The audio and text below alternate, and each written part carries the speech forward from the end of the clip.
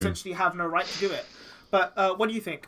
Well, I made a video on this actually, which like everyone knows about it. Pretty much everyone's seen it. It went around the community some earlier on in, was it January or December? I made it. I don't even know.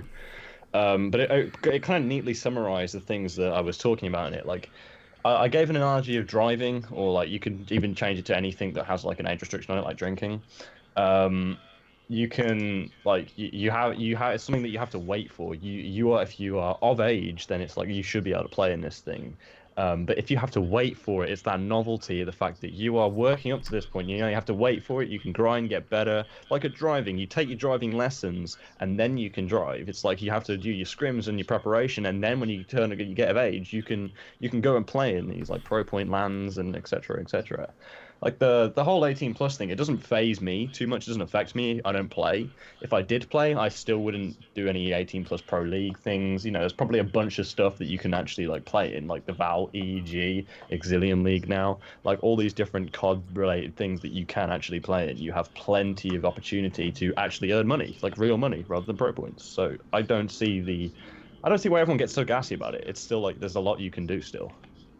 Yeah, what do you think, Matt? I'm gonna come at it from like an under 18s perspective, because like if you're under 18 and you want to scrim the best teams, and the best teams currently are 18 plus, and they are playing these pro point ladders. Like you look at the pros, you want to play pros to learn off of them. I mean, I'm not like saying that we should like get rid of the 18 plus rule, but it gives a sense of security, because no matter how much you do grind, you will never be as good as the pros. So let's say, like you said, Power earlier, if the pros put 5 hours in and the amateurs put 100 hours in, the pros will still significantly be better. And with the whole pro point situation, yeah, it takes a long time to get so many pro points, but is it worth it at the end? If you're 18 plus and going to lands, is it really worth it? Although it does give a sense of like maturity when you go to events, because you don't have these kids screaming constantly when they get a two-piece. Remember, what was it? It's Slayster screaming, "This is why yeah, Slayster. Like, it's almost ruined COD because of how much good talent there is under 18-wise. Yeah, I can understand that, but don't you think, like, with the under 18 thing, it's how it should be. The best players are the 18 plus players, because they have been playing for longer. They have the maturity and the mental fortitude to be able to deal with the stresses and tribulations of playing compared to Call of Duty. Like, do you not think that it's how it should be? The 18 plus teams are the best teams. They are the elite. Like, obviously you want to play them, but you can organize a scrim. You don't have to play in the pro points ladder for that. Yeah, I completely agree as well. But the thing is, right, is just essentially it's just that people used to be able to play who are under 18. Take a look at Hugh. Take a look at TJ Halley. You know, TJ Halley placing second in Advanced Warfare in the second event. Hugh winning silver at X Games in Advanced Warfare, finishing second at the last event as well, the 100 grand event that they hosted by MLG. And see, the thing is that people are used to the fact that you used to be able to play under 18, and it's like once you've been given that pride, it's kind of hard to be taken away. And also from the fact that it's quite difficult in the sense that for organization owners, if you are under 18, there's a lot more hassle involved, because you have to get a parent and a guardian who may not always approve. Yeah. And when you're 18 plus, you're making your own decisions. You can sign the contract yourself. You'll understand you're more mature in a sense, but it isn't exactly fair as well, because more teams would be competing and there'd be a higher more skill gap, more competition. Your prize pools for events might be higher as well. Yeah, prize pools, more people watching, more people playing. Essentially it would just boost overall, because there's people who don't want to play because they know they can't do anything with it. So there's people I know who are just playing public matches for COD this year and then next year until they turn 18, which is essentially driving away less from the competitive scene, because they're not into it this year. Then why would they watch it? They can't attend LANs as well due to this rule, mainly because of the 18 plus thing. And essentially it's bringing down viewership, lowering ticket sales. So there's a lot of negatives, but also, as you mentioned earlier, the maturity and Slayster is just really stupid. It holds a lot of weight, because there's a lot. Because obviously when you get to 18, there's a lot of legal responsibilities and stuff that you obviously undertake. And it's at the point where you get to 18, you have the decision to make these things for yourself. You have your own income, you have your own bank account, you have the way that pay this money in. Like I saw just in the chat now, Josh was saying like you can't throw like if the team wins an event like and they're 15, 16, you don't want to give a 15-year-old like thousands of pounds for winning an event. Like it's really if you look at it as well, George, me and you, we can't physically buy a Call of Duty game because we're not old enough. So in that sense, I can understand why the developers don't want you to play the game, because considering you can't buy it yourself. Like technically speaking, you shouldn't own the game. Yeah, it should only be 18 plus play. That's why it's rated 18. But I think a majority of the player base isn't 18. Like probably quite a large majority. It's mainly 14, 15, 16. I think you can agree. Like right now, Hugh and TJ Halley, if they played consistently at that top level like they did in Advanced Warfare, they were probably better than most of the pros that are 18. Yeah, but if you look at it now, like look how well Hugh has done at Halo, because there's no 18 plus rule. He's like isn't Halo a 16 game anyway? But the thing is, it was run by MLG rather than Activision like it was before. ESL. MLG. The ESL takeover is what did it, because ESL had a bit of a thing where they like in all of their esports it's 18 plus. Like for Rainbow Six it's 18 plus. For CS:GO it's 18 plus. For all the ones that they like micromanage, the esports that they hold, like even Overwatch is 18 plus. The reason it's not like it's an 18 rated game. It's just to do with like laws and the payment contracts of players and stuff. contracts and that sort of stuff, because otherwise you get really tied up in a load of legal loopholes that is really expensive to get yourself out of.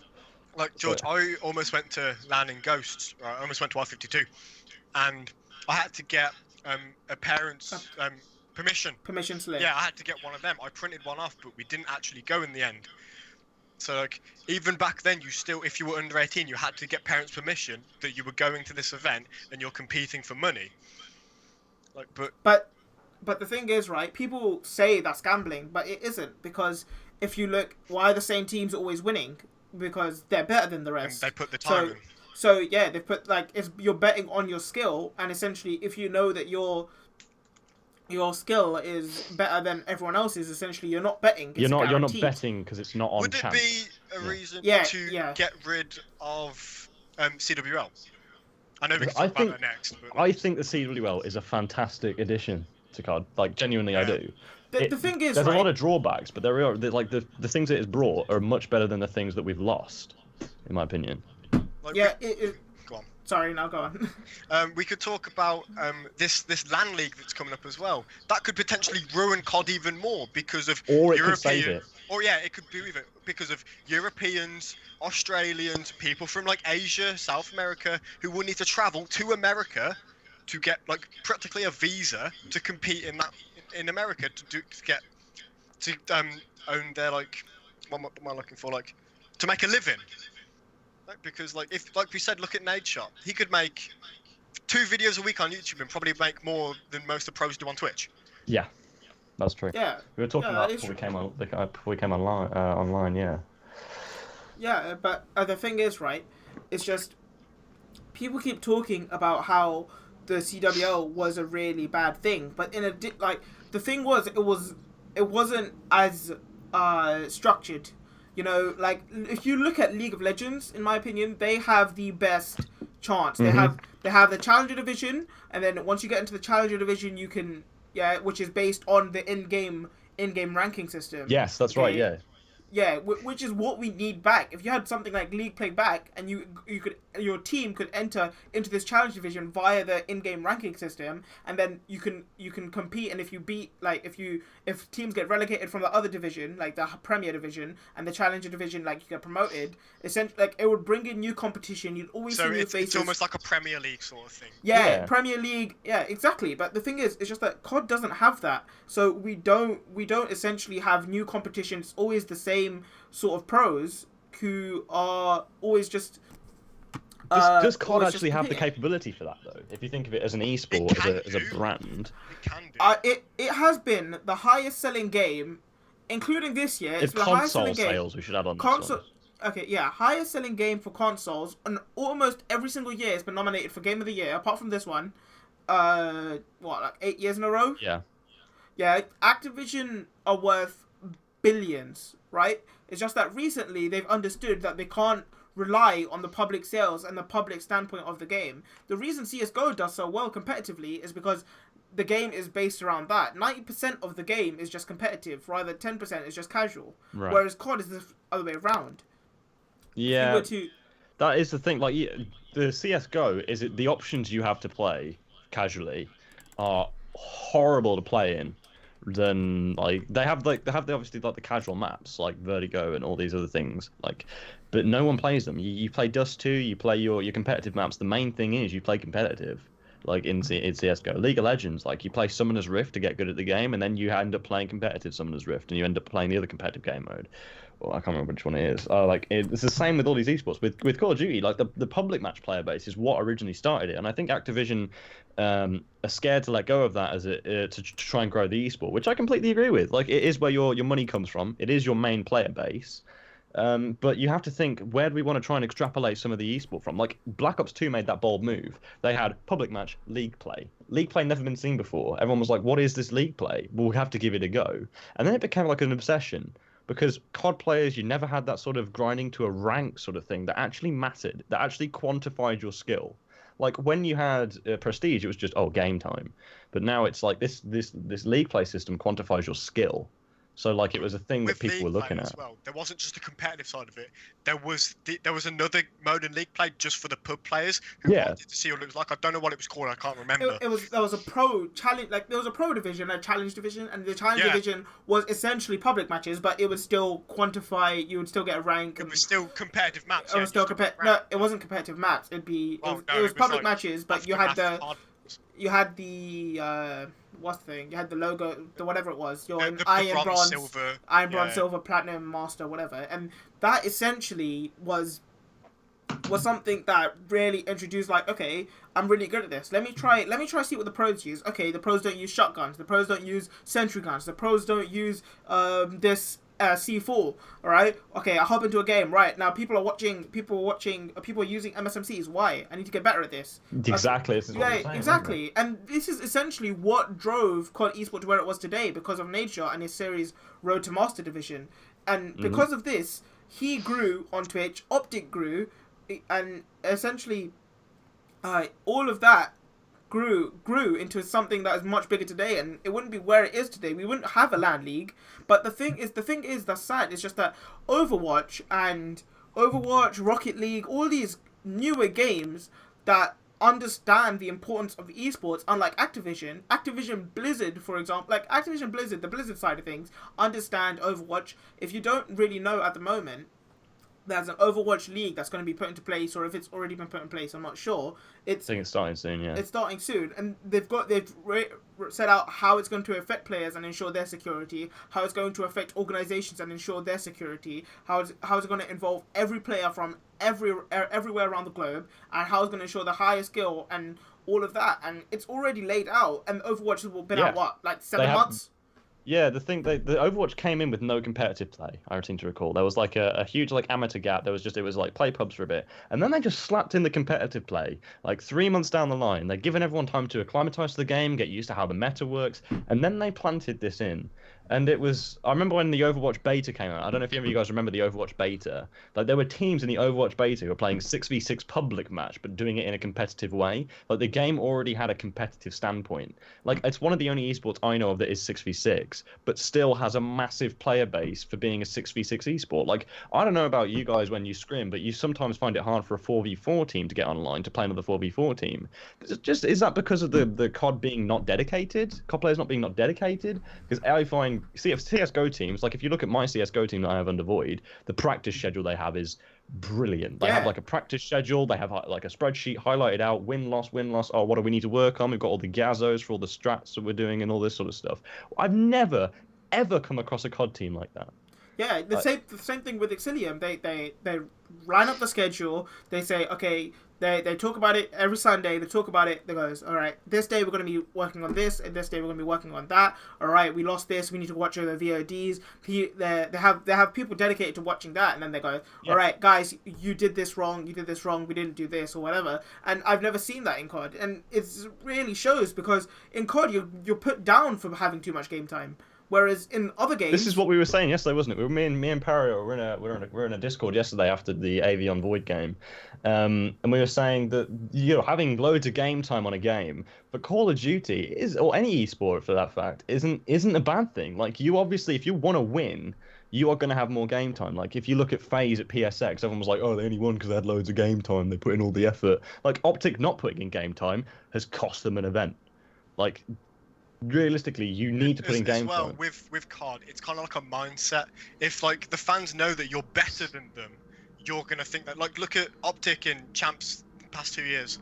Optic 7th. They went in to AW Champs expecting to win.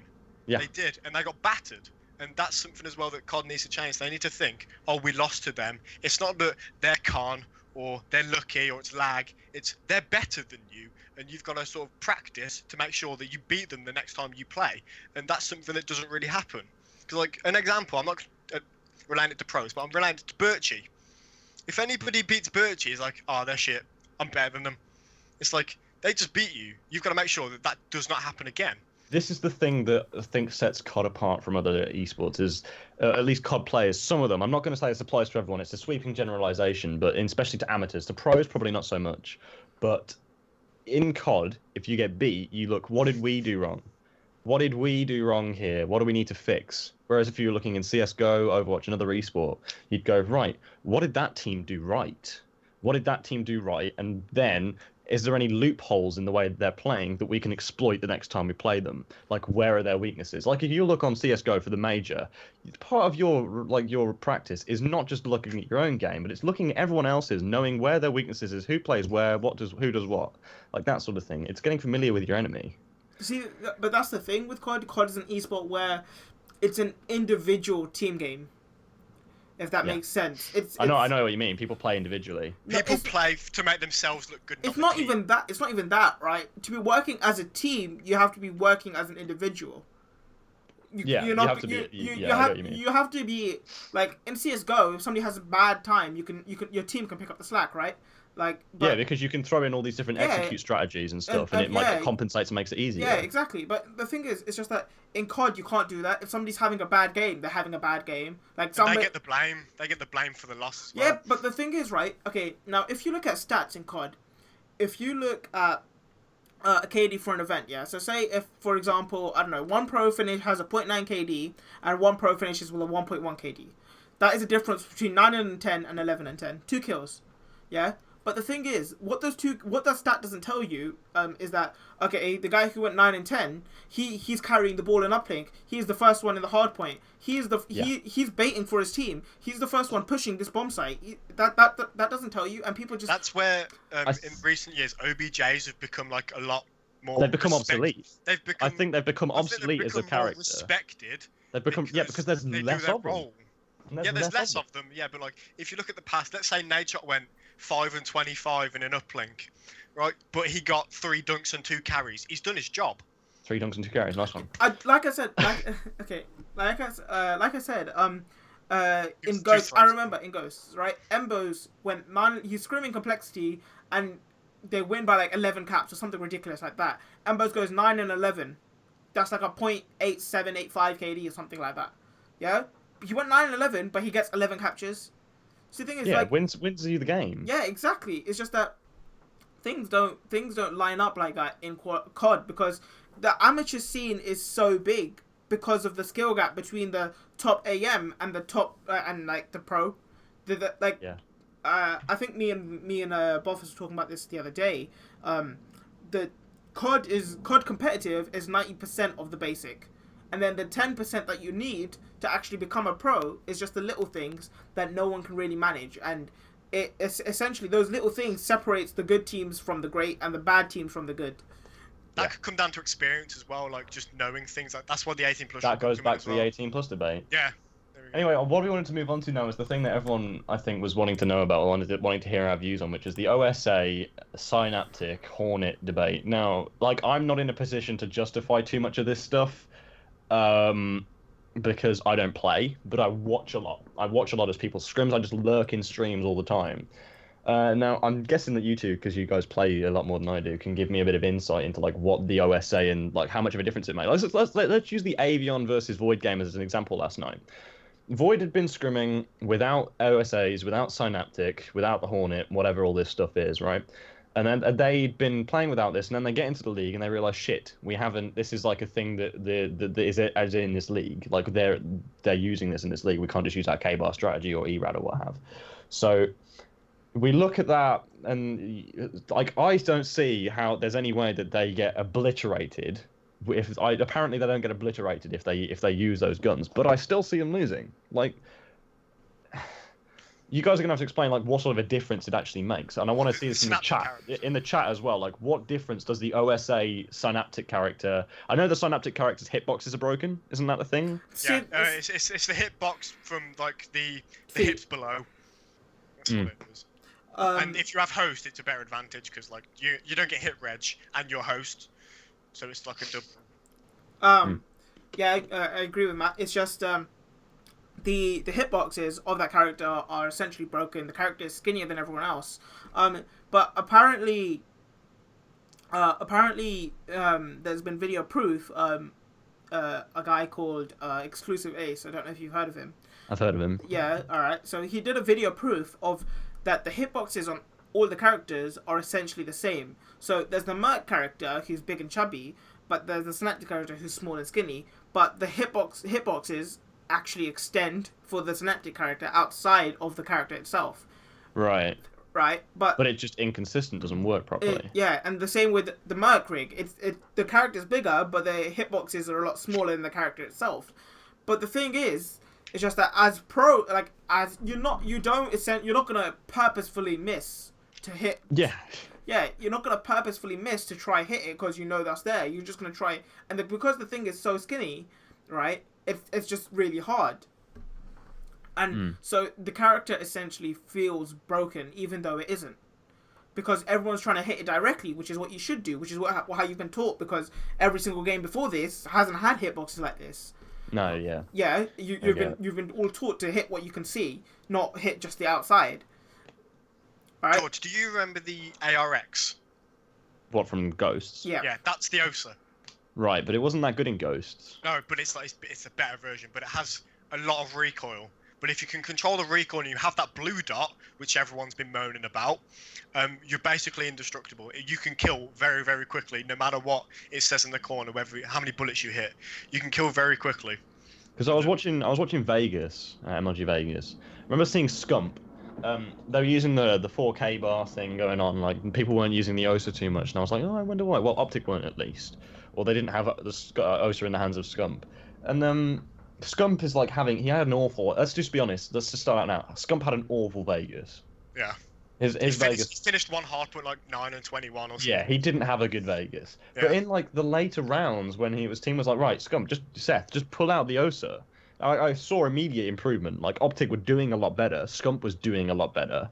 It's just they still obviously under practiced. But this 4K bar thing kind of reminds me of the beginning of AW where everyone ran a bow. But the bow wasn't bullshitty. No, yeah. it wasn't. It wasn't total bullshit. Like the thing. Like the thing with the bow, right? Is just that the start of the when you first shot like your first 5 bullets, which is what it takes to kill, was slow. Yeah. Was slow, right? Yeah, so essentially the time because you're as a pro player, aim's already really precise. Yeah, your time to kill was essentially very slow. Yeah, but the thing was with the OSA, it shoots faster than all the subs, it kills quicker than all the subs, and there isn't really a point to be using anything else. But with the OSA, I'm glad they sort of banned it instead of what they did with the Vesper. They buffed the Vesper so it was unusable, even in pubs. And then they brought it back. They nerfed it to the ground, is what you meant. Yeah, pretty much. They nerfed it to the ground. But the thing is, right, I'm going to bring up like a really good point here. Is it the CWL's fault for not banning these things that the pros aren't using? Or is it the developer's fault for creating the thing that's broken in the first place?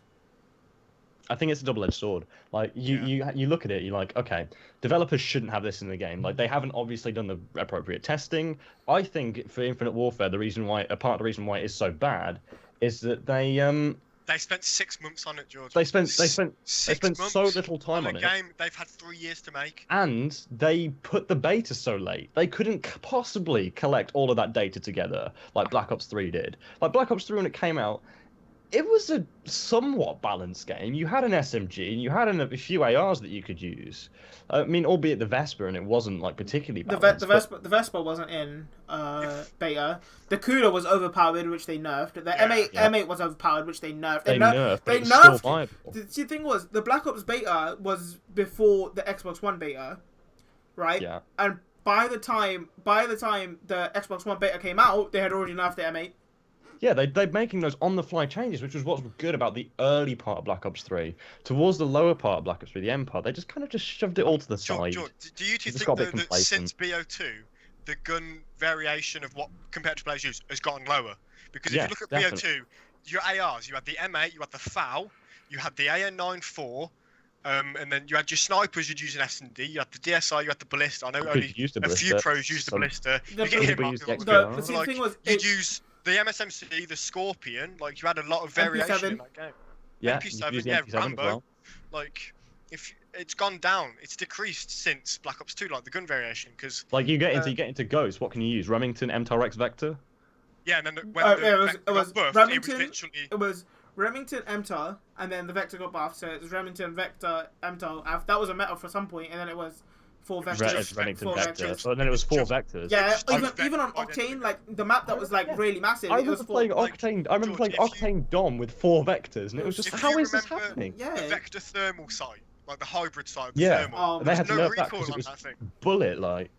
And Like, then, like, if you look could at it, two-bullet people cross map. think of it since, like you've gone AW, you had BAL only. That was like the bottom of like gun variation. You could Like only use IMR, BAL. but that was like a people's decision not to use it. Yeah, and then you had the ASM1 coming. ASM1 broke the game. Then they kind of fixed it, and Advanced Warfare was an okay competitive COD, but you only had 2 guns to use. You could get away with using the HBR on some hosts, but yeah, you couldn't really get away with it. Nah, don't really see anything. The thing was, Black Ops 3 had the most gun variation because In the 2 CODs before it, yeah, out of the 3, Ghost. Would that be something to do with ban and Back protect though? It's Because no, but the say thing you was, ban the M8 and the VMP, you've got the Man of HVR, War. the ICR, the Man of War. Yeah, that was bloody OP. What Yeah, subs but did you I have? You had the Cuda, you had the Pharaoh that was usable. yeah, I thought you look at Black Ops 3 and you have a lot of viable options. you have like the thing was, there weren't like okay, if you had a Cuda, you weren't at a disadvantage. Essentially, right? You had an advantage in your medium to long range. Like you could challenge ARs, right? Yeah. Yeah, but the thing was like you're losing those submachine gun gunfights, which is what like, in my opinion, is that in Black Ops 3, right? Your guns had your bonuses and your perks. Of course, your HVK is not killing your M8 player like as quick as long range, but in close range you might be able to outgun the SMG. Mm-hmm. Yeah. See, but the thing was, it's just that it didn't. It continued over because of the variation and ban and protect. But it's just that pros get really good with a certain gun. They like the feel of a certain gun, so of course they're going to use what's best for them. Yeah. But like, George, I'm going to refer back to the DVO. Remember Arrays? Yeah. He ran the Use the Cuda Cuda every on single map. Regardless of Right. ban and protect, like the ban and protect would come through, and like as people cottoned onto the fact that he was using the Cuda a lot, they banned the Cuda like over preference of like Yeah, a Remy, he used the an M8 Cuda. or He used Man the of Cuda War. over the VMP, but he was getting stick for it. It's like, well, if he's getting stick, why don't you use it and try to compete against him with it? And the Or just thing is, ban like, it.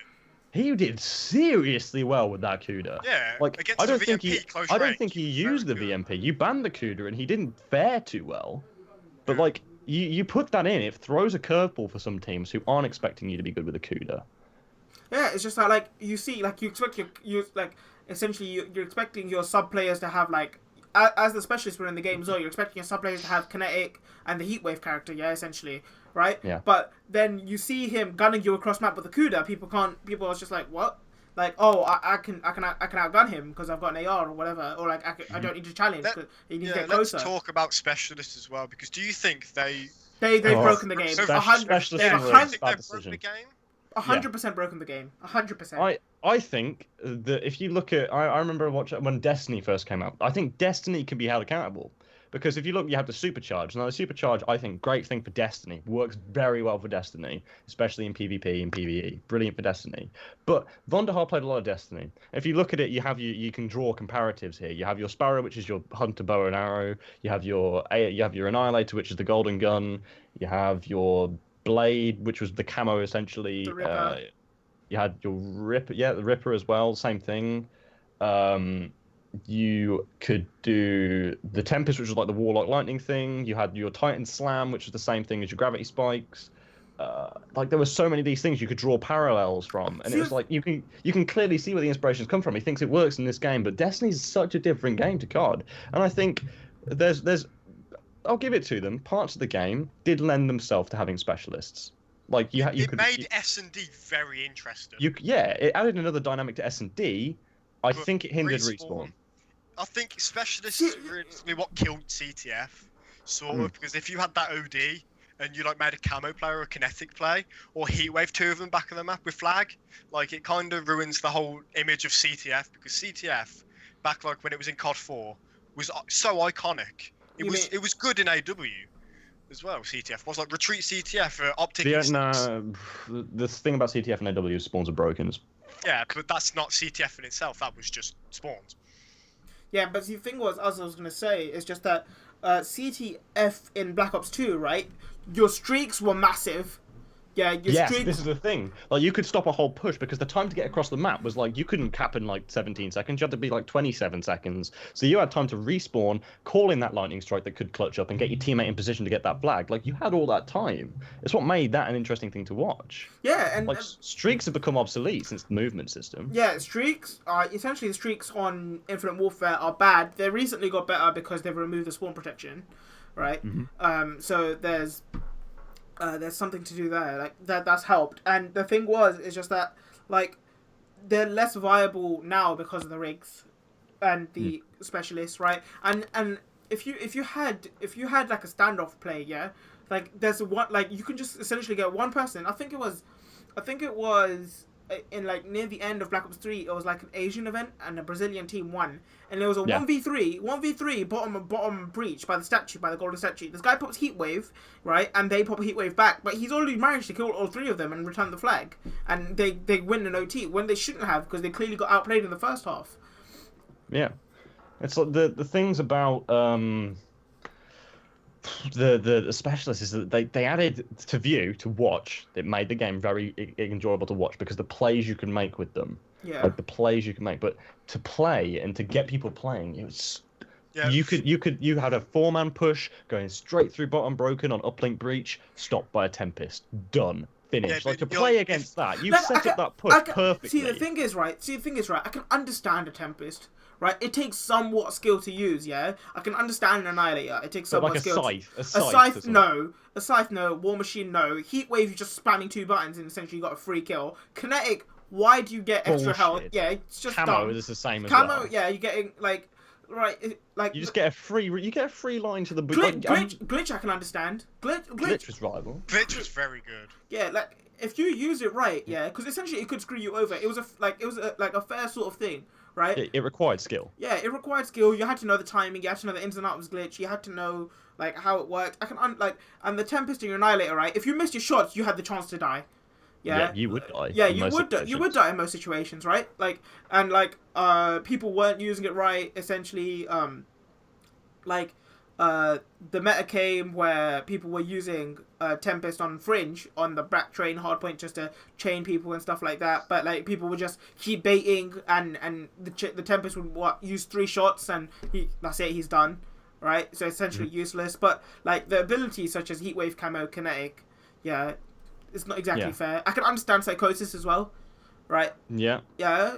Fair. It's like some specialists make sense, whereas some of the tactical ones, but like some of the ones that just required like you to pull both triggers and pull both bumpers, spam the button. Yeah. Pull the trigger like Scythe, War Machine, Heatwave, Camo Kinetic, all these things that just give you a stupid upper hand in a gunfight. just literally, you could pop a scythe on top of a hill on any map, on a hard point, for example, like mid fringe. Pop a scythe on that, get streaks instantaneously. You could be like 5 and 12, or you could be like 5 and 20 at the point, but you could still get like a wraith off the back of one scythe. If you played it right, then or they started to flood hill, then you could play that right so easily. Like, do you agree though that BO3 without wall runs would have been, and jumping would have been a phenomenal game? The maps, I think, would have been good for it. Like, had you remove the aspects that, well, yeah, like Redwood, you'd remove some of the things like that. I think the way that maps were designed, it would have been all right. It wouldn't have been the best by any means. See, the thing is, right, like, I think Crimsix made a really good point. It's just that fringe, right, you would run back barn, you see the guy crossing into tin, all right, they're going A. Yeah. I shouldn't be able to do that from the back of my spawn. It removed so much of the tactical aspect from Search and Destroy. I shouldn't be having to pre-aim the sky because some guy knows some spot. Exactly. Just and even that, like, say if the guy has afterburner and you don't, you shouldn't be able to do that. Yeah. No, like, the lower wall run on Redwood was practically impossible should you not have afterburner. Like, you couldn't do it, and like even if you had afterburner and you weren't skilled, like the wall running on that sort of level did require a degree of skill. Even then, you needed to sort of level out how much boost you did use to each tree. It didn't require skill as much; it required practice. Yeah. Knowledge and Yeah, but once you had that, like, it just broke it. It just broke the map. Like Redwood, you just put like Nagafen's 3-piece in S&D perfectly against Optic, perfectly like symbolizes that. He just goes under the wall run, they don't watch it, up behind, 3-piece in the back. Like, it's just done. Are we done talking about the comp cost state? Do we get, because we didn't really say, do we get rid of the 18+ rule? That's all I want to know. Just a little roundup of this thing. Do we get rid of it, or do we change it to 16+? No, 18. I think you change it back to 16+. Really? I'd still say for 18. I'm not even 18, and I still think it's 18. 16 is that line like of maturity, realistically. I think you change it back. I think you get rid of. I think you get rid of the parental compensation, right? And then, like, you know how you could just, even if you're under 16, you could like play. Yeah. I don't think that should have been the case. I think you just play as you're 16. Okay, I understand that one, but I mean, I heard rumors about it being repealed, but I didn't know how true. Pros were talking about it, and it gained a lot of traction. Again, I think I saw it on Reddit once, but people were being repealed. Right, Idly versus MWR. Then let's move on. All right. Before we spend like half an hour talking about, I think we did there. That was a long segment. It was. I saw you switched it over as we kind of seamlessly transitioned from 18+. Like, I saw that, I was like, hey, he knows, we've moved in. Alright, IW versus Modern Warfare Remastered. I don't know where I particularly stand on this, but I know where I stand on MLG versus Twitch, so I'll let you guys go on the IW versus MWR. Alright, so for the Infinite Warfare versus Modern Warfare Remastered thing, Alright, Modern Warfare Remastered is just, like, it's an iconic game, and it right now it's getting more viewership because people don't like Infinite Warfare and all that stuff. But the thing is, it's just that I don't see people reliving it. It's just, there's no learning curve. There's no like, essentially, there's no effort that is needed to be put in the game. Like you see Big T, he could come back, compete at and he'd probably be the best again, right? If you put like, I don't know, like 10 hours in, he'd probably be the best again. And it takes away the learning curve, and it takes and all that skill that's actually needed for a competitive scene to grow. Like at the start of the year for Black Ops 3, you wouldn't expect Envy to win. Right? Yeah. With that roster, you wouldn't expect Envy to win COD champs, but now they are. And then you wouldn't expect John to get MVP either, really. No, John at the start of the game. Yeah, exactly. Yeah. He was competing on like John's been around since like ages. I remember him being on Call in BO2.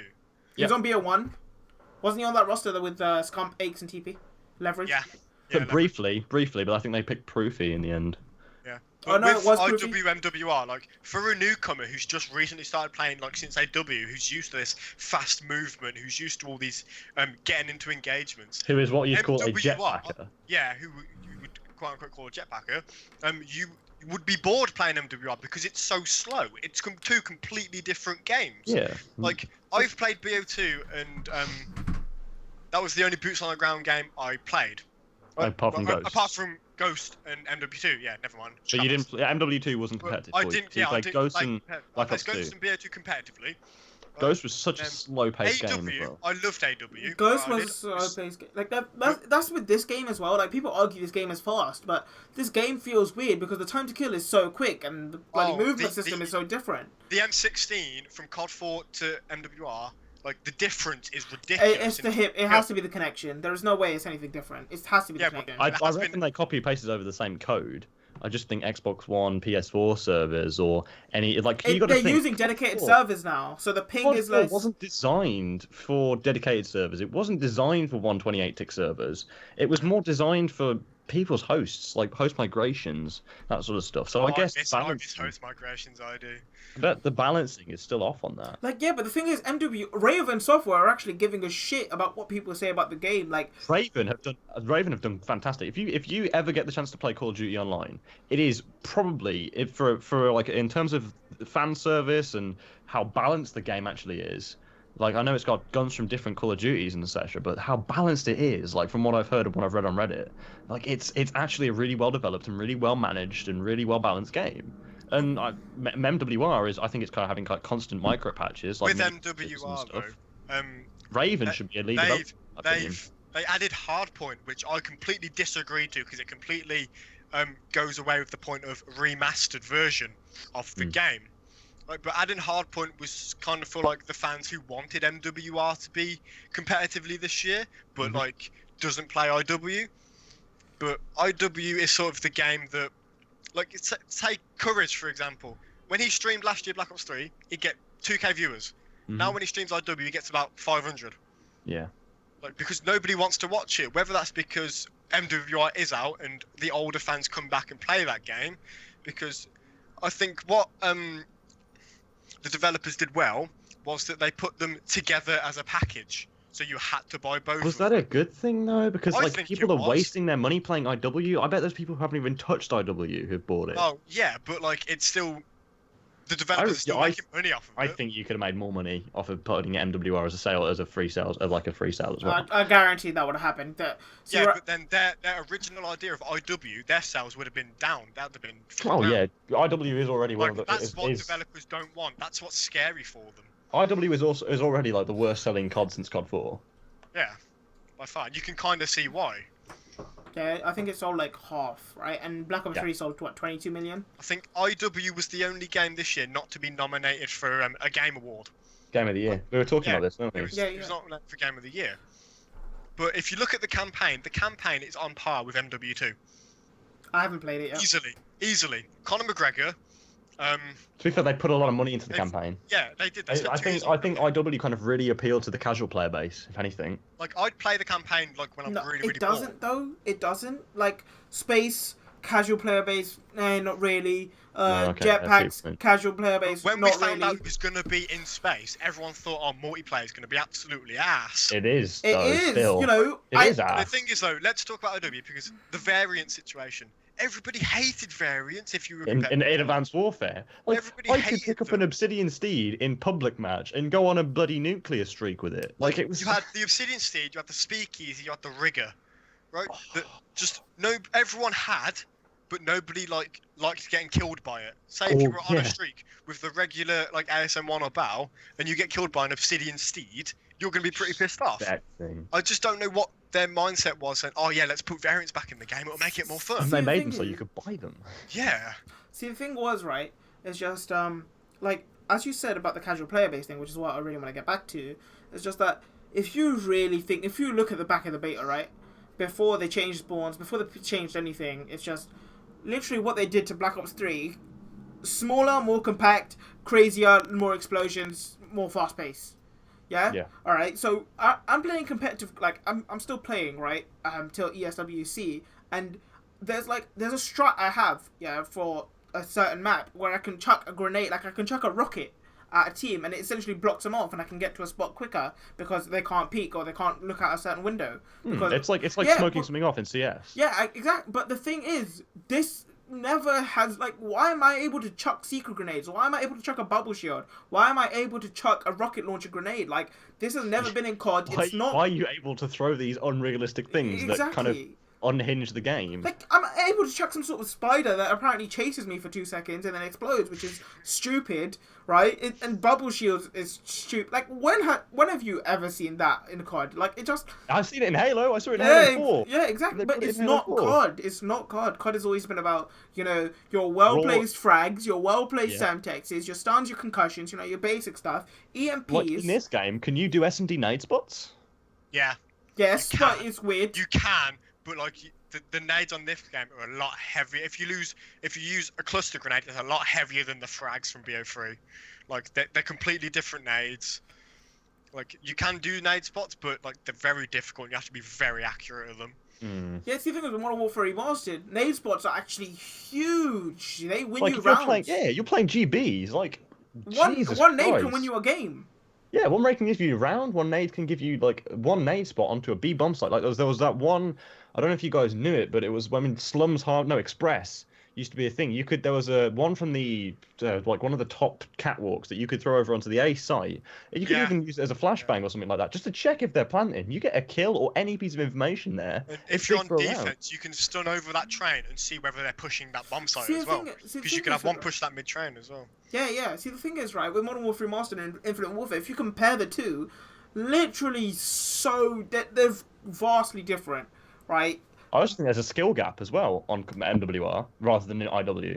No, I don't think so. There's a little bit more of one. Like it like the jump to being very good. With the time to kill on MWR, you literally just have to sit on the heavy and pre-aim. Pre-aim, yeah. That's all you gotta do. Like the thing, I agree, I understand. Infinite Warfare is essentially more competitive. Yeah, I agree on that sense. But the game is just too much. Like, okay, I have all these rigs to choose. Like, from a casual player, what am I doing? Like, okay, I'm picking a gun. Now there's like 7 variants I can choose from. Okay, what does which do? There's like 7 perks. Okay, what?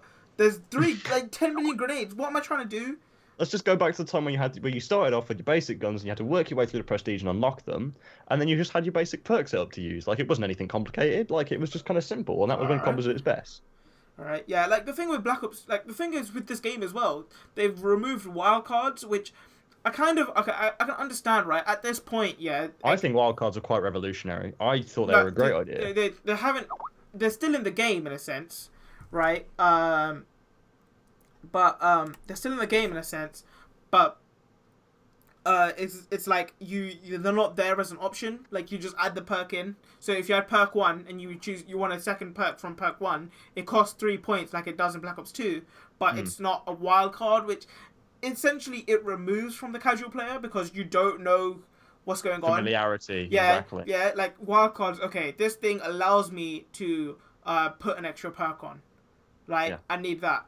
Like, it's more appealing to the basic player, which is like, it's essentially which Infinite, like, they haven't done since Ghosts, right? The campaign on Ghost was, in my opinion, like one of the best. But it was a pretty decent campaign. I agree with you on that. Yeah, it's one of the best. Like, it was emotionally driving, right? They had the dog, USA was on the back foot, which is like completely different. You know, USA is always attacking, right? Yeah, USA's on the back foot, Russians are attacking, all this stuff, and etc. But the thing is that they haven't really put all that effort into multiplayer, and I don't understand why, since if you ask 99% of people, like, they don't play the campaign until, like, 10 months into the game when they get really bored. Multiplayer is the biggest asset in a Call of Duty. Yeah, it's just like... With a Black Ops game, it's multiplayer, then zombies is just below it. Right? Nah, I think it's the other way around. I remember missing, like, Black Ops 2 and Black Ops 1, World at War. The zombies community was prevalent and it was big. Like, it was a force to be reckoned with. It was bigger in Black Ops 3. Like, you in Black Ops 2, I remember watching zombie streamers, like people who go for world record attempts, like Town or something. That's where Syndicate blew up, because Syndicate had a huge following when he played zombies, and I was like, oh, he's doing this, I should do that as well. I know, and zombies is fun. Like, he's doing this Easter egg. Oh, I'll see what he's doing, and I'll see if I can do that. Yeah, exactly. It's just like zombies YouTubers were like really ramping up, right? Like Noah J456. Yeah, last year alone, he grew great. Like, he was, when Revelations dropped, he had like 80k viewers, right? Just a zombie streamer, which is something you would never see, especially on Black Ops 2, since like Events was struggling to get 80k. right? And that's how big Zombies was. And the thing is, it's just that people haven't grasped the fact of how basic they need to return to. Right, they've tried to overcomplicate everything. Even in the Zombies community as well, the Easter eggs are so complicated. I need to get this. I need to watch 3 YouTube tutorials just to get to round 2. Yeah. Yeah. It was like on previous ones, it would just been like, oh, hello, let's just walk up to this thing. Oh, wow, what has this unlocked for me? It's like, it was like I you'd don't know- find them. You wouldn't have to go through all this complex procedure. Yeah. Do you remember the map with the big bloody robot? I don't know what it's called. Origins. Yeah, you had to get its foot. Yeah. Like, essentially, right, the thing is that, okay, Origins I understand, yeah, because at that point in Black Ops 2, people really wanted a story-driven game because the Black Ops 2 storyline was essentially useless. But with Black Ops 3, if you look at Revelations, right, you don't know what the hell is going on unless you've watched, like, 7 YouTube tutorials. Mm-hmm. And this has carried over from every COD, and you can see it is the fact that in Modern Warfare Remastered, 3 perks, gun, attachment, 2 stuns, nade, bomb, you're on. Yeah? Alright? Takes me 10 seconds to set up a class, and I'm done. Right? And I'm an experienced person. A casual player, a person who's never played before, they'll look through everything, it'll take them 2 minutes. Yeah? Yeah. Right now, imagine if you showed that to a casual player on Infinite Warfare, right? What is going on? Yeah, I don't know. Like, with AW as well, like, I think Zombies has gone downhill really. Yeah, I think had Exo Zombies killed Exo it. Zombies, Killed yeah, Zombies. Exo Zombies killed the thing. I enjoyed playing it because I just love jumping about.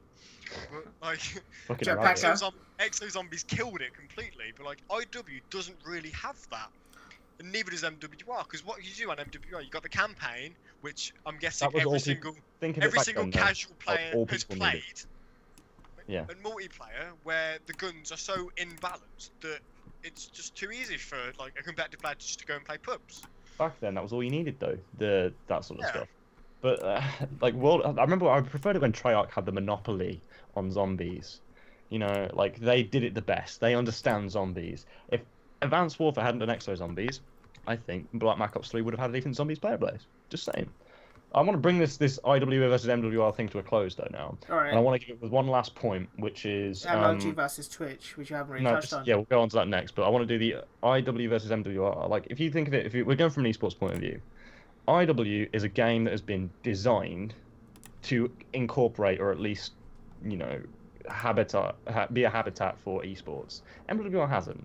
So trying to say that it's viable to try and play Modern Warfare Remastered for this year of Call of Duty isn't going to be. It's like it's going to require a load of work from the development studio to even make that viable.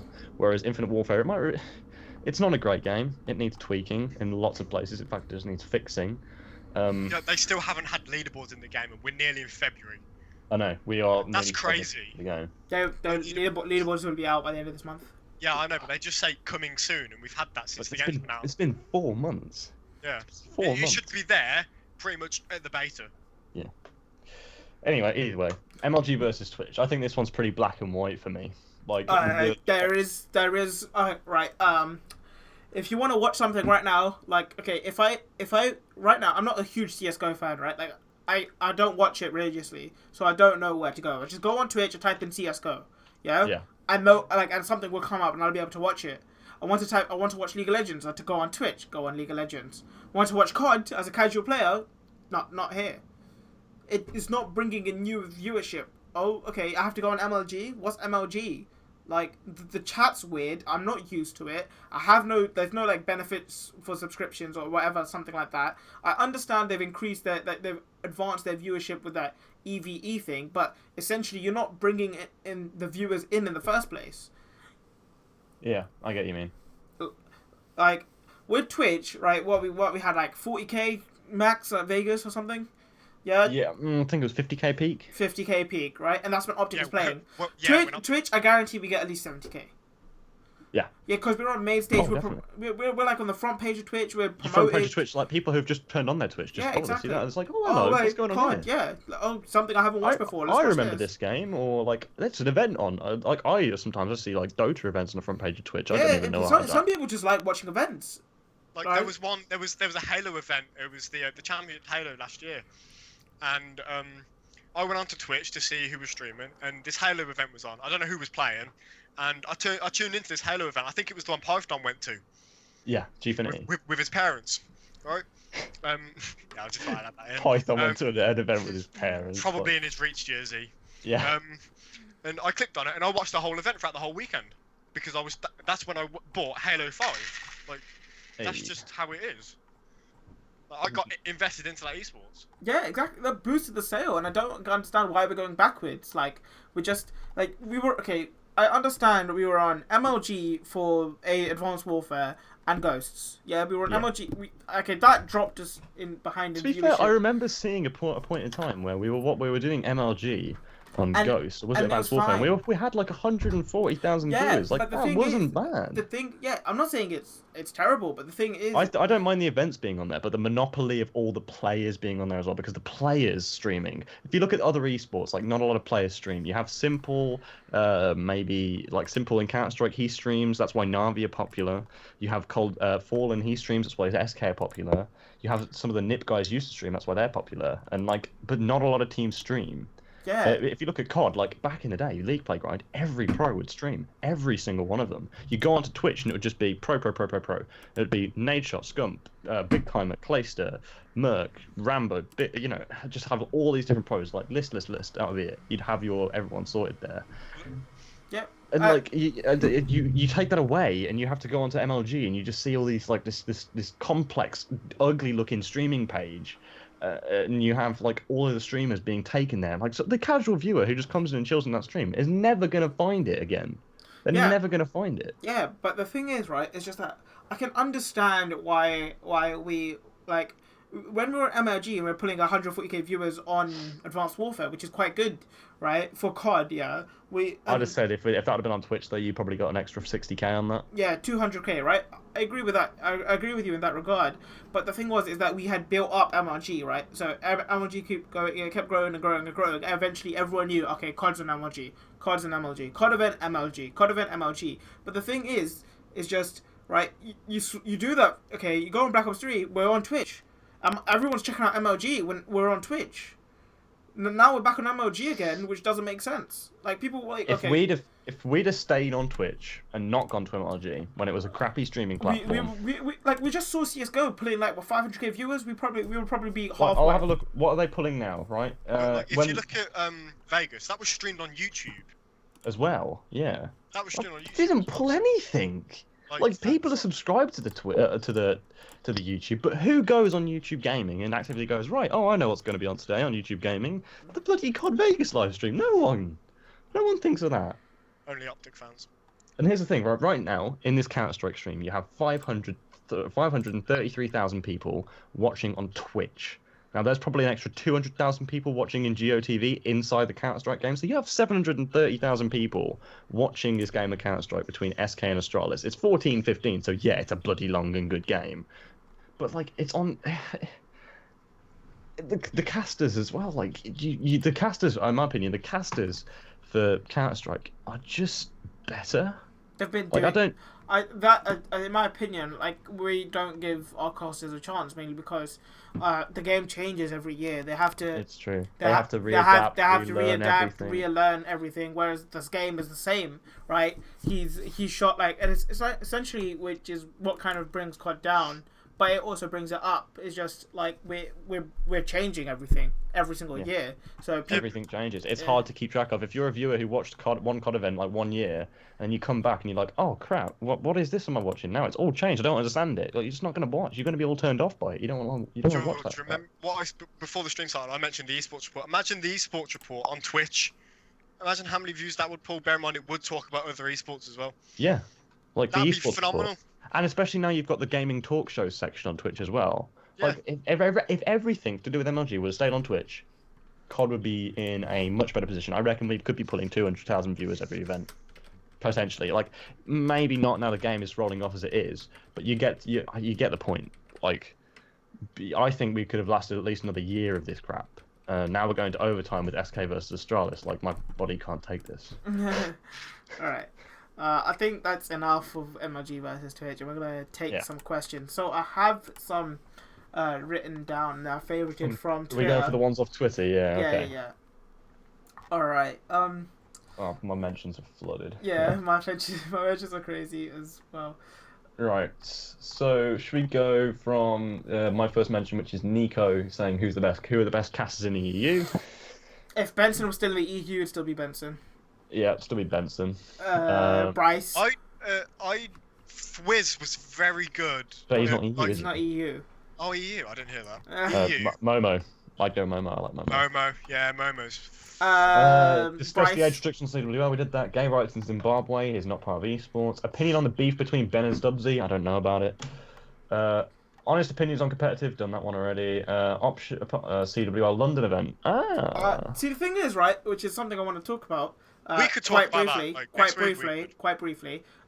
It's just that the CWL event at London, you don't know who's winning it because teams have been grinding out pro point GBs against amateur players, which is essentially, not good practice for them. No practice. You don't get scrims. You don't. You see, the North American teams don't quite prioritize. They don't quite prioritize. It hasn't been as relevant. Pro points. Right now, like they weren't prioritizing it because they didn't need to. But right now, it's I think Sinful from Allegiance were making a video on it. He placed 4th at MLG Vegas, and they were struggling to hold on to 8th seed. Yeah. Yeah. I'll get the pro point standings up right now. Hold on, I can do this. It should be the same. I think E United are 3rd now, and Optic. E United are 4th now, and Optic are 5th. But I don't think anything else has changed. It's still the same. Rise are obviously top. Rise are top. They've got like 12,000 pro points. Their total 47,000 pro points. That's from winning Vegas, pretty much. They haven't placed very well in any 2K. C9, so obviously finished second at Vegas. Now FaZe, they placed all right at Vegas. What was it, 3rd and 4th, 3rd through 4th? Yeah, but they've played well in 2Ks. But in all the 2Ks, they've won second. That's their 2K results, and they're on 38,000 pro points as a result of that. I've got the groups here for and London. then the gap between FaZe and Optic is a whole 8,000 pro points. Like Optic are 4th, and then E United's 5th, and they have 28,000. And Optic are on 29. Optic are on 30,000. Okay. CWO London. I got the groups here. Splice aware. Right, let's make predictions. I want to make a prediction for this. Do you want me to talk about it next I'm going to tell you the groups though first. I've got them up. I'm going to Google them. CWO London. Just go on CWO London. It's on the GFINI website. I'll just Google it. What is the Millennium roster's French now, isn't it? Yeah, it's French. I don't know Team 3G, but Orbit. That's Delio's team, Quickest team. What, 3G? Yep. Oh, okay, that will make it that groups. Is Cyclone good though? Because I know they're good. I have no idea who Cyclone. I've heard that. Okay, Hadouken. I've heard. The Imperial are. Hadouken. I've played Hadouken. They're okay. The Imperial are Shane's team. Prismatic is Dexter, Riri. I don't know who else. Black Forest is Revoltables, Samboldi. Who else?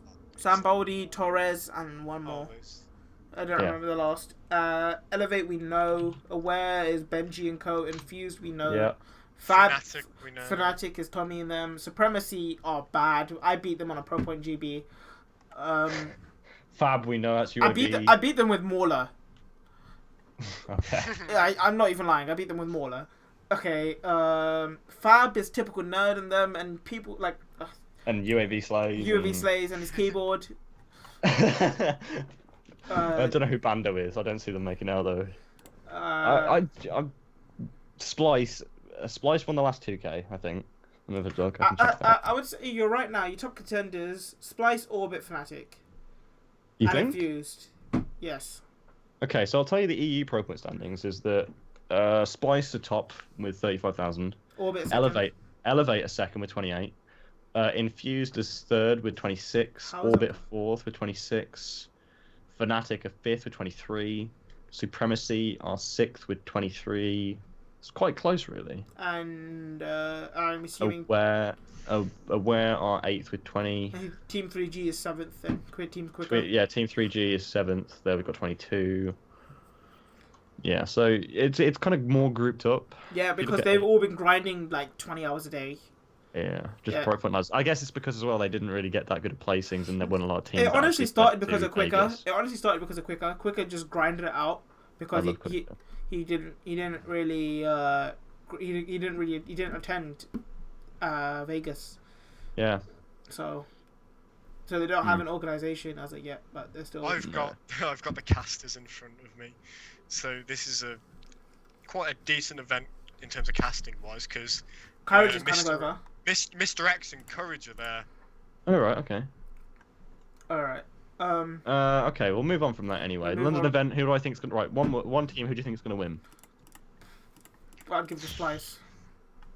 I'll go Fnatic, because You'd be dumb not to say Splice. Really. Okay, I'm dumb, but like, I'll go Fnatic, just I because can understand Fnatic. I'm a big Tommy fan.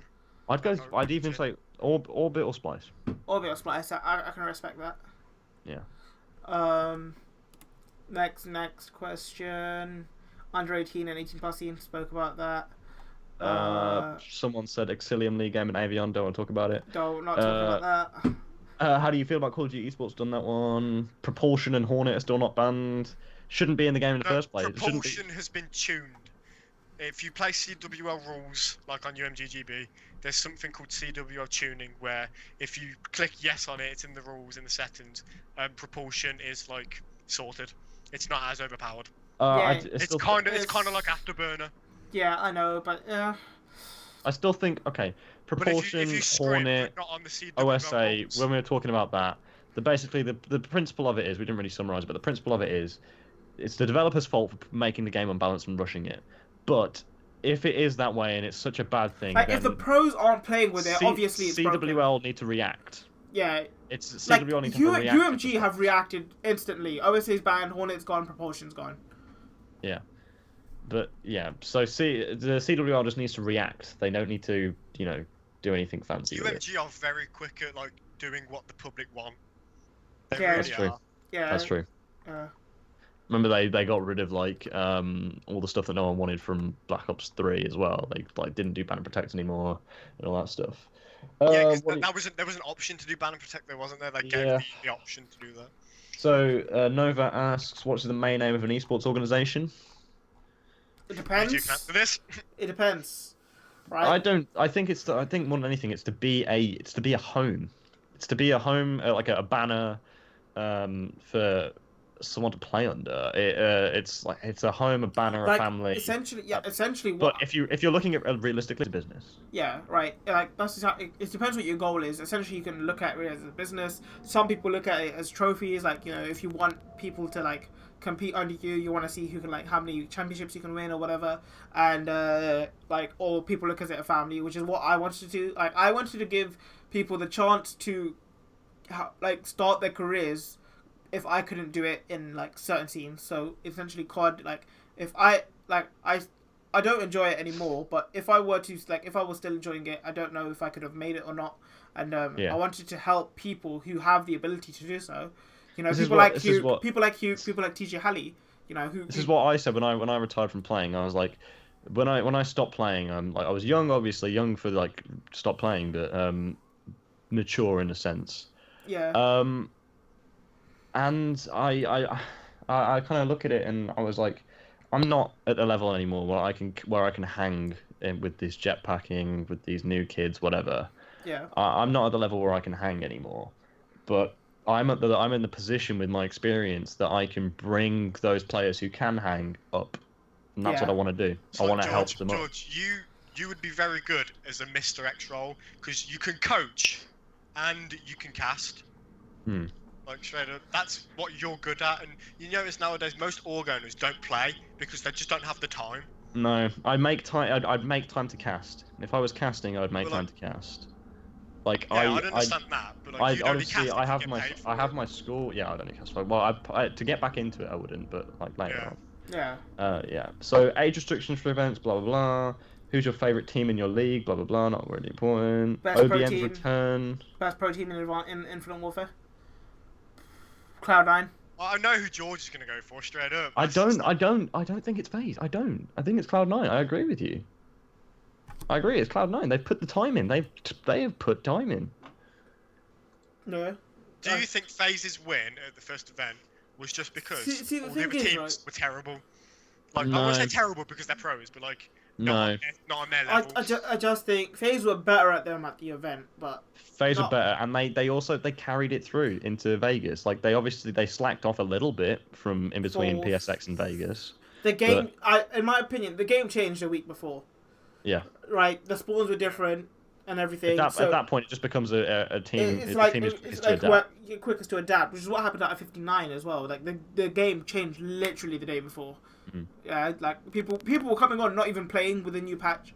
It's the team who sit there in the hotel room like the night before and realize what's gone on, watch a live stream or something, and go, right, okay, we need to do this and this. But tomorrow. you couldn't have done that because you need to wake up early. You need to travel to the hotel. You need to be well rested. Especially if you're making a losers bracket run, like you need to be there for like 9 o'clock to play at 10. Yeah. Yeah. And. Okay. See, the thing is, I agree with you. I agree in the fact that Cloud9 will perform on LAN, but they haven't performed in any online 2K. I haven't seen them place like top 16 or anything like that. They placed. Hold on a sec. I saw them place. I know, but the difference between online and LAN is immense. I know you need to put the time in online to do the work on LAN. Yeah, they placed 5th through 8th in the 2K 2 weeks ago, and they placed. I think they placed 5th or 8th again in the 2K previously, the first 2K. But that was it, really. Okay, so let's have a quick word on OBN's return. It's a bit of a controversial one for me because I don't agree with going away for 2 days and then coming back and calling it a return. Like, it was just more of a little hiatus. They kind of called it 2.0, but it was just I understand the reasoning for it. Like, I totally get it. But in that sort of situation, should you wait longer to have everything sorted? For a guy like Stubbsy and Lethals, who are so passionate about esports, yeah, they're so professional at what they do. Yeah, Stubbsy will tweet out the odd thing in caps lock and will get a shit ton of likes on it. But like, Stubbsy is so passionate about his work, about how he's progressed with OBN over the 3 years, that I didn't expect him just to leave like that and just to him say, "Oh, I've had enough." So I kind of expected him to come back, but whether it was 2 days or a month, I knew it was going to happen. There comes a point where I feel like you just burn out and you have to take a break. Yeah, you're just tired. You're just exhausted. Or going. I'm sure you know this. Like, we've all owned dogs here, and some of us. Well, obviously me and Paris still do. Like, it is an exhausting thing to do. Like, I love it. Like, I know, I love it. But I can't get enough. Like, the time it takes and like the energy and the hours that you have to put in for certain things to go through. Like, but in my point of view, right? Like, I can do that with competing. It's just that, like, the amount of energy I can, and I just, like, I love, like, working behind the scenes, and I love, like, waiting for all these big announcements, like TD with GFU, like when you've worked hard for something and it actually pays off, and you see, like, that, you know, like imagine Miller and Ali, right? They're probably so happy with that TD, like, announcement, because they worked so hard. It was in the background of, like, all the media, everything, right? Like, they're always promoting GFU, and OBM was on Deserto when they announced their Atlanta team. Yeah, that's huge. Like, things like that. Like, I can't tell you about it, but like the thing that we have coming up that could potentially happen if our team qualifies for Land Trek, like this thing, like something like that is going to be one of those things that it's the moment that an Organa lives for. It's like that thing, the realization that my team's made it, and my organization has just made it somewhere. Now, look where they are now. Like, people are seeing this. Yeah. It's that realization. Okay, Matt Reaper asked you how do you manage to kill someone with every nade that you throw? Whether it's teammates or enemies, I just do it whenever. What's so bad about Synaptic OSA? Blah blah blah. Where do most brands go wrong when venturing into esports? They think that they can just become this successful. It's not. Way. Esports, while it is all competition, the organization side of it isn't. No. It's your own game. Just focus on yourself. A lot of people like to compare. Yeah, exactly. But the thing is, right? Even then, it's like Hex picked up Conquest. They were what, top 2014, top 45 or some shit. This is the CS team, yeah. CS team. Yeah. Yeah, top 45. Where are they now? Top 8. Yeah. Top 8, you could probably argue that one of the best teams in NA. Yeah. Probably that and Cloud9. That and Cloud9, yeah, but Team Liquid maybe in contention. Yeah, you could argue that, but the thing is, right, it's just that people don't exactly realize that it's, while you're like an esports organization competes, but the organization side of it itself isn't about competition. Yeah. Like, it's about building the brand rather than Like, you know, like, yeah, it's just that people don't understand. You've got to get respect from other people. Like I think that's one of the that's things. where It is respect. professionalism comes in, because there's a difference between owning an org and people respecting you for owning an org. Matt knows my ethos on this. Like from the moment I started like going seriously with Void, I've always said that the most important thing in organization owning is respect and professionalism. Like those are the two most important things. Like I hold those values above most other things. I mean, I know a lot of people might not agree. That's just what I think. Yeah. Ruby asks, do you think the AM scene will grow? It always all depends on this 18+ thing. Yeah. Again, yes, but I still think that, like we were saying, that 90% to 10% gap, like, it's just... The AM scene will always grow. The AM scene will always grow. The pro scene will always stay as minuscule as it is, in my opinion. Yeah, the AM scene will grow. It's just the one thing that I think everyone AM scene is how many people make the jump from AM to pro. Not many. How many breakout stars have you had in the past? You've had Hugh, who, look at him now, he's like a bloody millionaire, pretty much. You've got Octane, who broke out in Advanced Warfare. You've got TJ Halley, Advanced Warfare. Who else have you got? You had John, who really had his breakout year last year. John's been around. I know he's been around, but last year he was recognised last year. Like, people know who Envy John is. Apathy and Ghosts. That, in my opinion, just goes with the organisation he's under. Apathy and Ghosts. When he went to FaZe. Classic in BO2. When he was on FaZe. Classic replays in FaZe. I agree with that. Yeah. Yeah. There are these breakout stars. There are these breakouts, but like if you look, like you get like they're not breakouts, but they're people. They're people who are contending. You have like Ivy, people like that. Like you had Looney, and then you had the TR team in Advanced Warfare. Like you have these breakout players, but they have like a one good event and then they're set. Like they have a good result against the team. But then they came back as Elevate in BO3 and it but didn't work. They're not breakout players or breakout teams. They're just kind of teams that are there. They make up the pro base. Obviously, there's always going to be a filtering, like a production line of teams coming in, teams going out. But I feel like there's a bigger divide between pro and AM. Yeah, it's just that, like, imagine, like, the AM scene will always grow, but the pro scene, like, you see all these breakout players, but look how many players retired last year. TP, who else? Replays, Merc, yeah. It's like what players who retired last year. Yeah. Can we also include players that have fallen into absolute irrelevance? Go like on. if you look at it, Neslo, Proofy, where are they now? Echo Fox, yeah. Fox, but like, no, what are they Proofy doing now? Proofy isn't. Proofy, where is Proofy now? I don't know. Like, okay. I don't think he plays anymore. You gotta look. Proofy, Neslo, where have they gone? General and Exit and them, they were good back on Advanced Warfare. But then they had the 18+ rule came in, and now they can play again. Now they can play again. See, and they placed top 7th? Yeah. Yeah, they beat Optic, didn't they? In groups, they beat Optic in groups, then Optic beat them on Sunday. Yeah, in like on Sunday. Brackets and yeah. Yeah. So that's that. I just got one final question. From Sketch Ollie. Do you think Oblivion could become a top EU team some point in the future? It depends. I think easily. The rate that they're going, as long as they carry on in this direction, but as things grow, obviously you have to adapt with it. Like esports is all about adapting to what's currently going on, right? But OBN at the moment is going in I think in a brilliant direction. It's going in the right direction. Same with Descend, but I don't know what it is. Is it just because they've been on 2000, a number of 2000 for so long? But I just think OBN and Descend have just been stuck on 2000 something for a really long time. And Raiden with Void. Right? Yeah, I know. That's what I'm saying. Like, I'm at the point now. Obviously, if I throw money at it, I might get a bit of exponential growth now. But that's probably where you need to sort of have that breakout thing, like OBN with Atlanta. If that team would have gone to Atlanta, the exposure that they would have got from that would have been massive. See, the thing is, is that people actually criticize them. Well, I want to hear your point of view, right? So if you're offering, let's say for Atlanta, you're offering, I don't know, some sort of funding, right? Yeah. It's costing you quite a bit, and you know for a fact that the team is not going to make you any money back. All right. What do you think this is a good or bad business decision? In the short term, bad, but in like for like money wise, getting your money back. but for long term, getting that like following that you have, here's the thing. especially with it being in America as well, you could get that American following.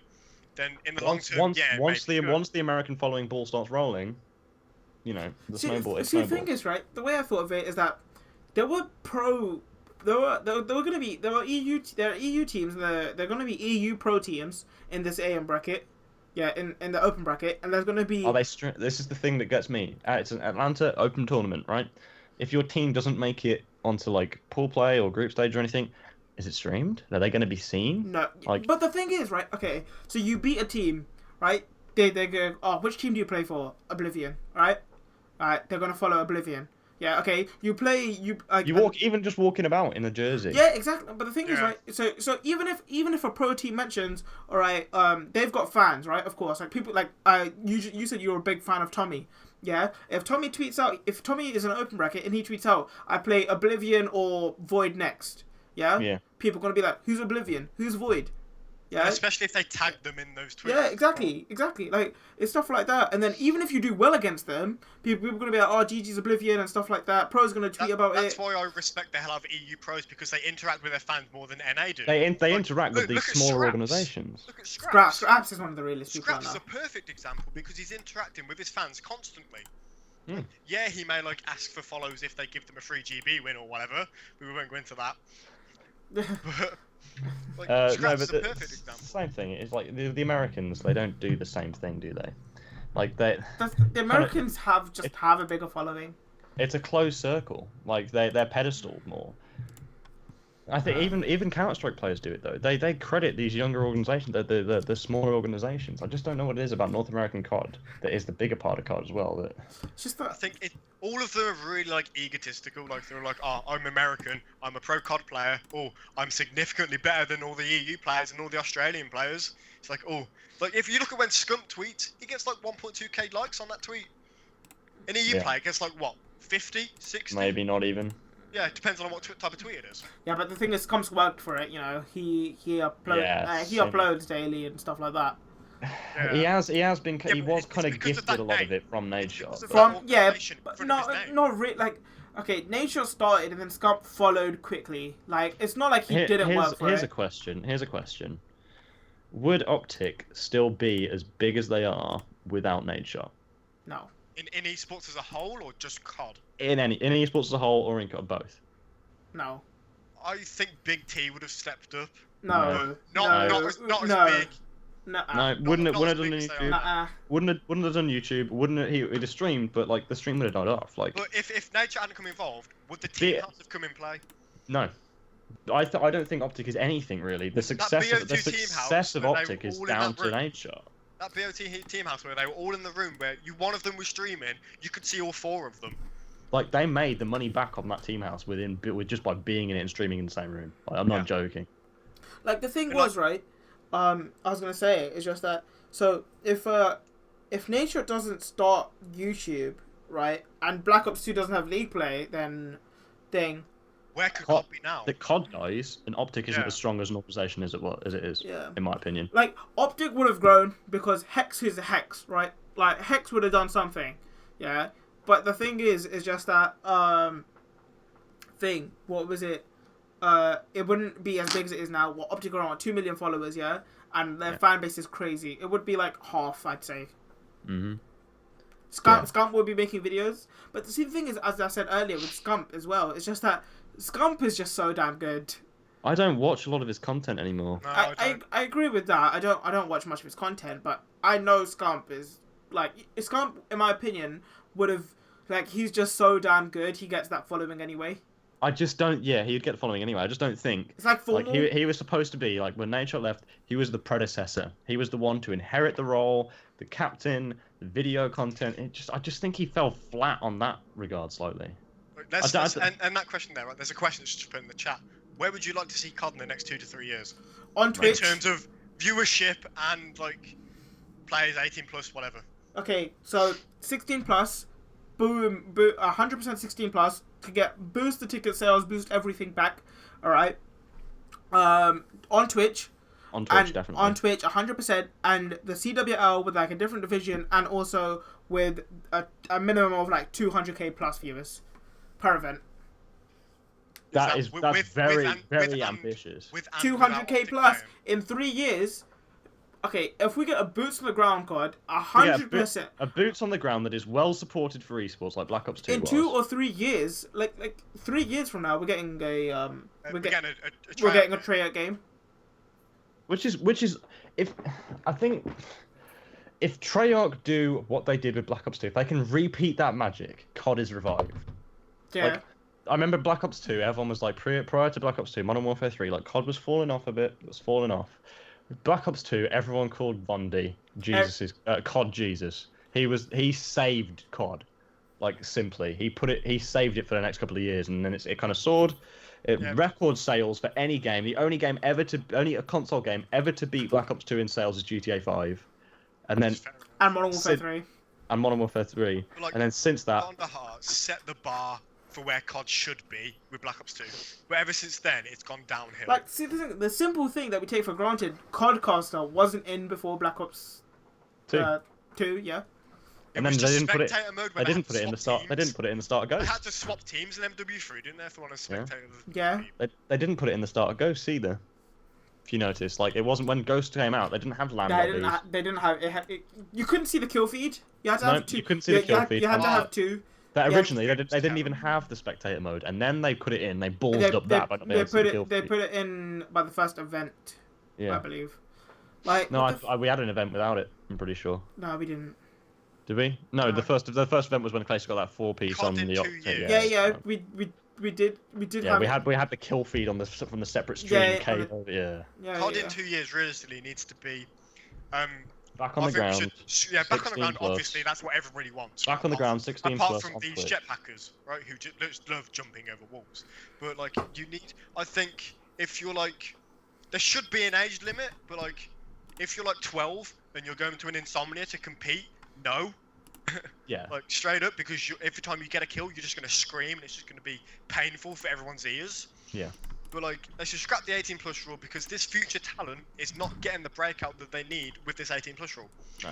I know we spoke about the 18 plus rule earlier, but like, they're not getting to where they want to be. I don't think that's the reason why COD's the way it is, though. Like, the 18 plus rule, yeah, it's a restricting factor, but the reason it was plummeting already, and the one thing it needs to take off, from it is it's simple, really. The developers just need to balance. The developers need to actually focus on esports more, and I think another thing that needs to happen is there needs to be more events. It's the general game as a whole. The developers need to focus on We need MLG back in charge. We need MLG are now back in charge. ESL, like, if you notice, campaign. MLG's been announced. MLG's back in charge. We've had an MLG announced. We've had a LAN League announced. We've had 3 events confirmed for the upcoming future, and there's a UMG event that's been announced as well. And Gfinity, CWL London has been announced. And like, if you look at that, ESWC, EGL on 960. I60's big. And SFCO. I60's big because of the prize pool and because it's in April. It's a CWL event, that's why. Everyone will be there. Yeah. I went to I-59 and it was just like, it was shit. This isn't the best. I didn't even see you at I-59. The game. We weren't allowed in the BYOC. Oh, okay. We were allowed in after 6, but like we weren't allowed in. That's right. The bring your own computer. All right. That's where all the geeks, the League of Legends, the CS:GO players play. Yeah. All right. So I think that's it. But I have one last question for you guys, yeah. And it's kind of a good one. So I want to give you 3 people in the esports scene that are fairly relevant, yeah. And you have to pick of whose lifestyle they've seen. If you know who Kingdom Soldier is, then he's already said this. But if you had to pick between whose lifestyle, like whose life would you like? Who would you want to be? So right. Okay. So there's Nade Shot. Right. So he used to be an esports pro, and he's now like essentially he's living his teenage years in his adulthood. Yeah. That was obvious. He's living his teenage years in his adulthood, right? Okay. You have Crimsix, yeah, who essentially can be argued to be the best, most championships on COD, yeah. And there's JCap, who has most money earned. Who are you picking? George, you can go first, man. I'm picking Nate. I love Nature's life. I watch all of his vlogs. I'm just like, I want to be this guy. I want to live in this fancy apartment in downtown LA. I want to have this massive PC. I would go Nade Shot just because of the fact that I would not want to play these COD professionally because of how bad they are, straight up. But I'm gonna go with Krim just because he's got the most LAN wins. I know George is looking at me a little bit weird. He's got the most LAN wins, and if you want to get into competitive Call of Duty, you will watch his 20+ game in S&D that he got. You will watch. You will look at Krim's. You will watch the famous things. You will watch his montage that he produced, which was crazy. 52 kills on 40-minute montage. Nobody's ever heard of that before, apart from the Catalyst. The Catalyst was 12 minutes. Well, the Catalyst was on par with Krim's. The Catalyst 2. The Catalyst 2 was. The Catalyst 2 was the best out of all three. But I'd rather be Krim just because he's got that record that other pros strive to beat. Yeah. In terms of language, because Ake's not going to do it anytime soon, unless it's a boots on the ground game or Optic dies. That's literally the only way Ake's is going to develop. What would you do though? I'd have to pick nature. One of the reasons why I'm not gonna compete any longer is because I'm missing out on all those parties and stuff like that. That I wanna social. I just love his life, chilling with your friends every day and all that. I would love it. I would love it to bits. But would you love to share your life all over YouTube, when you vlog? I think that would stress me out. You think about it. Not really. Nadeshot's making more money than all of them. He has his own. Let's just say he has his own flavor of G Fuel. Yes. How much better that can it get for you? And he was sponsored by Red Bull. Doesn't get better. Okay. Can't really get any better than that. I agree. No. You don't get better than Red Bull. He downgraded, in my opinion. Yeah. Thing. The Red Bull was part of his branding. It was such a big part of him. I don't think he should have left Red Bull. Okay. Okay. All right. I know we just said that was the last question, but I've got I've got an anonymous thing out of top AM organization owners. So. Miller, Stubbsy, Nova, sort of. Yeah. Miller. Okay, so Lethals and Stubbsy, because I'd say they're a duo. Yeah. Miller and Ali or Nova. Who would you want to work with? Miller, Ali, or no? What? Okay, sorry. So Ben and Stubbsy. Miller, Ali, Nova, Stubbs, or Lethals. No. So Ben, it's Miller and Ali. Stubbs and Lethals, or Nova. Or Nova. You could say Nova and Foamy, but Foamy left. Foamy left. Yeah. Who's you picking? I can't work with Nath. I can't. I knew that was happening. We tried it before. It's not going to work again, I'm afraid. I feel like Miller and Ali might just ego me. So I'd have to go with Ben, and I'd have to go Ben and Lethal. Yeah, I reckon if you go with Miller, you're just gonna get roasted 24/7. That's fine. Straight up. That's fine with me though. I can do that back. I do that now. Yeah, I can do that back. But if Miller tweets, that's bang. That's banging. Destroyed, aren't you? Miller has too much power. You may as well deactivate. You may as well deactivate. Miller has too much power. I feel like Miller is the dictator of amateur COD esports right now in Europe. It's at least what he says is yo, this guy's an idiot. All right, best go all abuse him because he's clearly a fucking idiot. Yeah. Alright. I like him. I like what he says. He's a hilarious guy, but I just don't feel like I could get on with him in a working capacity. I genuinely think that Miller could joke about anything and I would love to work with Randall. I'd love to work with Randall. It'd be hilarious. It would just be funny. You casted with Randall the other night. We might be casting the next one.